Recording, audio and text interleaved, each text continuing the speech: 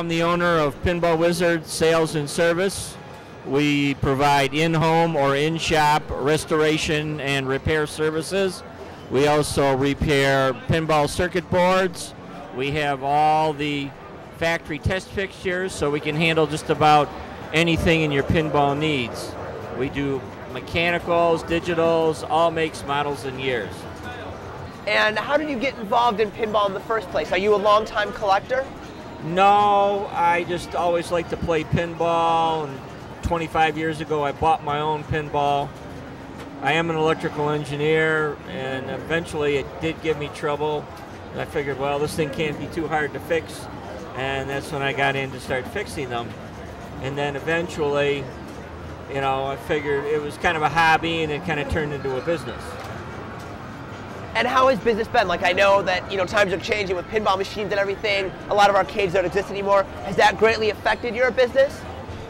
As far as the types of games, no, but the economy being down in general is what's hurt. Most people figure they better eat first before they fix their pinball machine. So that's pretty much the downturn business. The fact that there's less games out there, new games, but there's still plenty of homeowners. I only do homeowners. I don't do, you know, bars or bowling alleys or anything like that, just strictly for homeowners. Okay. What do you think could be done that could maybe help pinball going forward? That could make it, you know, more popular? Maybe not the way that it was before, but closer to what it used to be. Biggest problem you have is the video industry and video all games? the home and the video games and the Xboxes and the game, you know, the PlayStations. That's going to be a hard one to fight because it's A, it's cheaper, B, it's at home. Where here, and then the fact that most cities banned arcades. Really?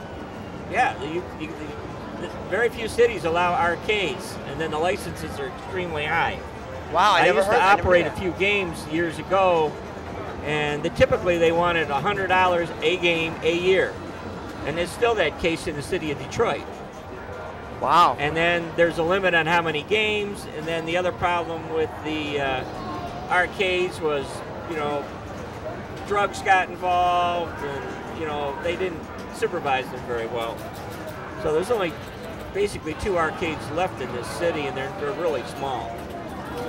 What made cities start banning arcades? When?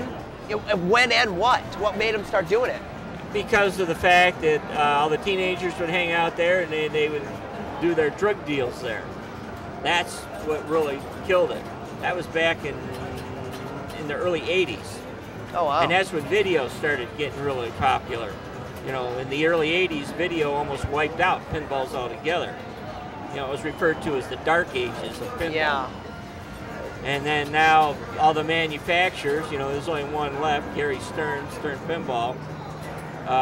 You know, the others just gave it up. You know, so you need more industry and more games. Otherwise, I don't know how you're going to hold your own. Now, since you've been in business, when was the best time for your business? Like, when would you say that pinball was at its peak?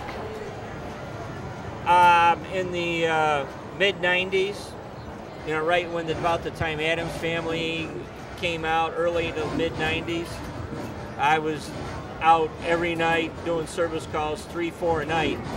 Get home 11 o'clock, dinner, and then I work a regular job during the day, you know, since this was originally a hobby.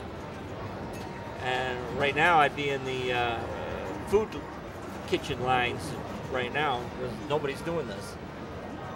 It's pretty tough right now. Overall, what has been the most popular pinball machine that you've seen? Seen or worked on?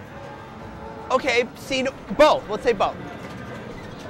The games that seem to be the most popular are the Bally Williams, like Addams Family, of course, Indiana Jones, what was it, Attack from Mars, Theater of Magic. Those are Getaway.